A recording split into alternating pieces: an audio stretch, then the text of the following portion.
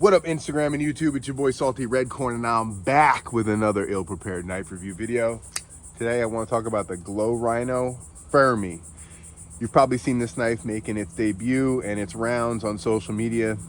It's pretty cool. Let's dive in and talk about it. Now, I've been testing this knife out hardcore for over a week, almost 2 weeks now, and it's held up pretty good. Let's talk about it, and let's talk about some of the downfalls that I've seen from the knife, all right? First things first, D2 steel, all right? DLC coated, fully countersunk liners. The knife is a liner lock, and the lockup's about 25%. G10 handle scales, slab sides, tritium inserts on the scales and on the thumb stud, all right? Very nice grind lines here. This knife is OEM'd by Best Tech, right? Made by Rhino. These tritium inserts are installed here in the United States. The knife is manufactured overseas, all right? Very smooth, nice captive pivot, deep carry pocket clip, back spacer, open construction, all done very nicely. There is an issue here that there is a little gapping here on the back spacer, right around the pocket clip, and I can see that the one pocket clip screw is just a little proud. Maybe it's not seated fully down in here, and I might be able to remedy that by taking this apart and then re-putting the screws together and just locking everything in, but I'm not 100% sure about that. I did break the tip on this, doing some really, silly prying, but I just wanted to see, how the blade steel composition, how it is and how the heat treat is and what the cracking point is. And this took quite a bit of abuse before I did crack that tip. Not a problem. I'm going to keep using this as a work knife, so I'm going to grind this down and bring the tip back gradually into itself. The coating held up well. I guarantee this is whatever I was cutting and not a scratch really on the coating.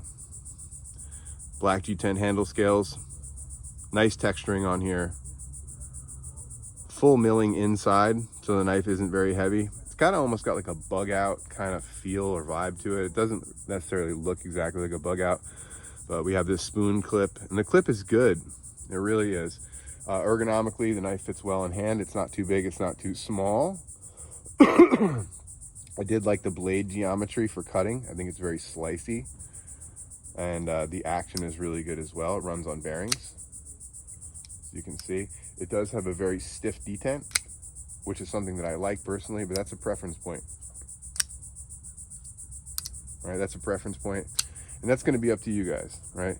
Minimal branding here. We have the Rhino logo here. On the back side it says D2, and then it's followed by a bunch of strange numbers, which I don't really like. I mean, you guys went through all the trouble of just making this very minimalist, and you put all these funny numbers on the back, so I don't get that. Some jimping here on the liner, so you're going to have some consistency with your thumb when you really want to grip it down. And overall, I think it's a great work knife. The price point's about $100, $99, which I think is a pretty decent price considering the material and the tritium. If it didn't have tritium, it might be a little bit high, but it does have tritium, and there are some added expenses with installing that and handling it and all that kind of stuff, so I do understand that. The aesthetic is cool, ergonomics are cool, price point's good. The company seems to be pretty honest. There was some initial, confusion. When I got the knife, I opened it up and it says it's built in Detroit. I think that literature might be from some of their other products, but listed on their website, the knife is OEM'd by Best Tech overseas. And after asking them some questions, they said, yeah, for sure, 100%. Best Tech OEM the knife. It's not made in the United States, but the tritium is installed in the United States. Okay.